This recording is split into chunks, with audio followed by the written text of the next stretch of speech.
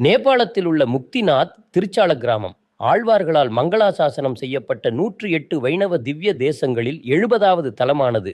இது இந்தியாவிற்கு வெளியே அமைந்துள்ள ஒரே திவ்ய தேசம் என்ற பெருமையை பெற்றுள்ளது.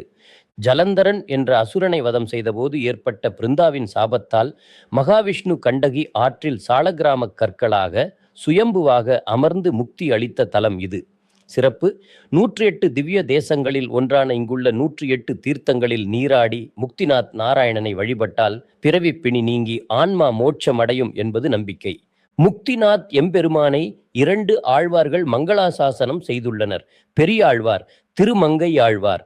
பாசுரம்: செறிவில் கழல் தொட்டு சாலக்கிராமமுடை யனம்பி அறிவுனக் கறிவிக்க வேணும் அடியேன் நான். செறிவில் கழல் தொட்டு சாலக்கிராமமுடை யனம்பி அறிவுனக் கறிவிக்க வேணும் அடியேன் நான். முக்தி அளிக்கும் தலத்தில் அருளும் சாலக்கிராமத் தலைவனை சரணடைந்து பெரியாழ்வார் உகந்து பாடினார்.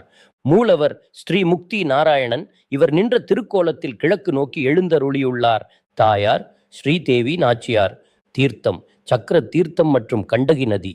கண்டகி நதியில் கிடைக்கும் சாலக்கிராம கற்கள் விஷ்ணுவின் அம்சமாக போற்றப்படுகின்றன. விமானம் கனக விமானம். இது நேபாளத்தின் முஸ்தாங் மாவட்டத்தில் இமயமலை சாரலில் சுமார் 3710 முதல் 3800 மீட்டர் உயரத்தில் அமைந்துள்ளது. சுயம்பு தலம். இத்தலத்தின் பெருமாள் தானாகவே உருவான சுயம்பு மூர்த்தி என்று அழைக்கப்படுகிறார். 108 தீர்த்ததாரைகள். கோயிலை சுற்றி 108 பசுமுக வடிவிலான குழாய்கள் வழியாக புண்ணிய தீர்த்தம் கொட்டுகிறது. இதில் நீராடுவது மிகவும் விசேஷமாக கருதப்படுகிறது. சக்தி பீடம். இது 51 சக்தி பீடங்களில் ஒன்றாகவும் சாக்தர்களால் வழிபடப்படுகிறது. நேபாளத்தின் தலைநகரான காட்மாண்டுவிலிருந்து போக்ரா வழியாக முக்திநாத்தை அடையலாம். போக்ராவிலிருந்து ஜோம்சோம் வரை சிறிய விமானங்கள் மூலமாகவோ அல்லது சாலை வழியாகவோ செல்லலாம்.